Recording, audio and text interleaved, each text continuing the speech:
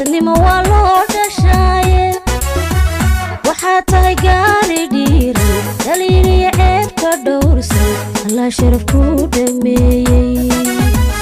asluubtii dhaqanka suuban anaa kugu dhalay xishoodka asluubtii dhaqanka suuban anaa kugu dhalay xishoodka shaxan hooyaday ka dheegtay sidaan ugu dhaadanay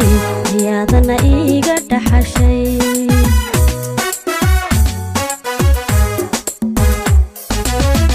wayoy dhaban quruxsaneeya dadnimo waa loo dhashaaye